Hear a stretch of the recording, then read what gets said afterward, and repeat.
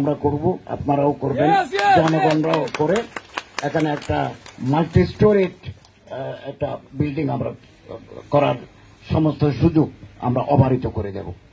সাথে সাথে আমি আপনাদেরকে বলবো, আমি বহুদিন যাবৎ ভারতে আসা যাওয়া করি।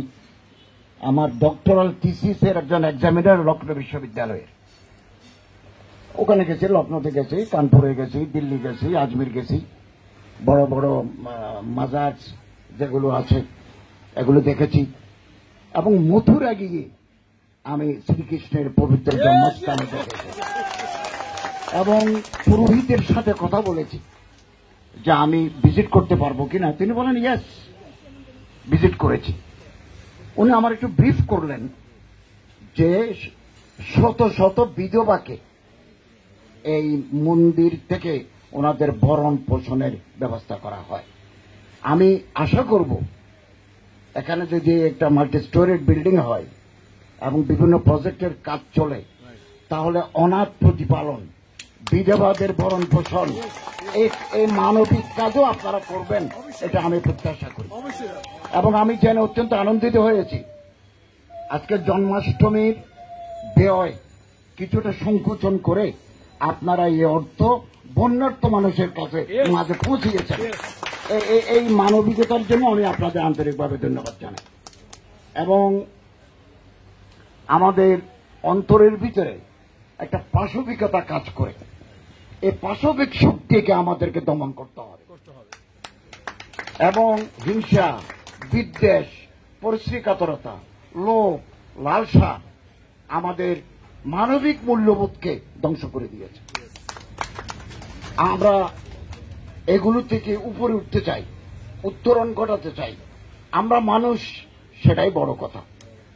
এই যে ধর্মীয় বিভাজন, আপনি এক ধর্মের, আমি আরেক ধর্মের, আরেকজন আরেক ধর্মের, এই যে বৈচিত্র্য, এই যে প্লুরালিস্টিক সোসাইটি, এটাই হচ্ছে একটা সুন্দর সমাজের বহিঃপ্রকাশ। এবং পূজা রোজা আমরা একসাথে পালন করেছি। এই বাংলায় একজন হিন্দু গিরিশচন্দ্র সেন পবিত্র কোরআনের তর্জমা করেছেন এবং হোসেন শাহ, ইলিয়াস শাহের জামানায় ডক্টর দীনেশ চন্দ্র সেন তার বইটি লিখেছেন।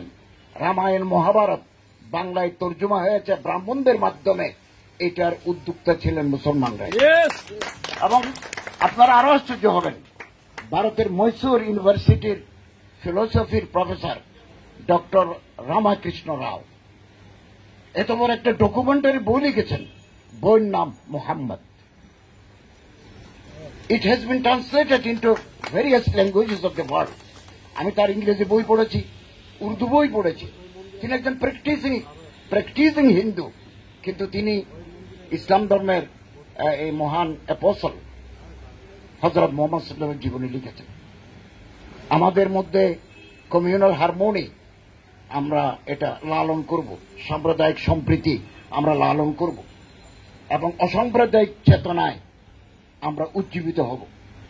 আমি আপনাদের আশ্বস্ত করতে চাই, আমি যতদিন দায়িত্বে আছি বা আমার গভর্নমেন্ট যতদিন দায়িত্ব আছে, এই বাংলার কোন হিন্দু, কোন বৌদ্ধ, কোন খ্রিস্টান, কোন নৃতাত্ত্বিক গোষ্ঠীর গায়ে যদি আঘাত লাগে, আমরা মনে করবো এটা আমাদের গায়ে আঘাত লেগেছে। এবং দেবোত্তর সম্পত্তি, সনাতনী ভাইদের দেবোত্তর সম্পত্তি স্পষ্ট দলিল যদি থাকে, কোন ল্যান্ড ডিসপিউট যদি না থাকে, এগুলো উদ্ধারের জন্য আমার সচিব মহোদয় আছেন, স্বরাষ্ট্র মন্ত্রণালয়ের মাধ্যমে, ল এনফোর্সিং এজেন্সির সহায়তায়, প্রশাসনের মাধ্যমে আমরা এগুলো উদ্ধারের আন্তরিক প্রয়াস চালাব। শুধু দেবোত্তর সম্পত্তি নয়, মুসলমানদের লক্ষ লক্ষ ওয়াকফ সম্পত্তি ব্যাহত হয়ে গেছে। মসজিদ এটা ওয়াকফ করে গেছেন ওনাদের বাপদাদারা, কিন্তু এটা ভোগ করছেন ওয়ারিশরা। আমরা এটাও চেষ্টা করছি এগুলো একটা জরিপ চালিয়ে জেলা প্রশাসকদের মাধ্যমে বা আমাদের ধর্ম মন্ত্রণালয়ের মাধ্যমে এগুলো উদ্ধার করা যায় কিনা।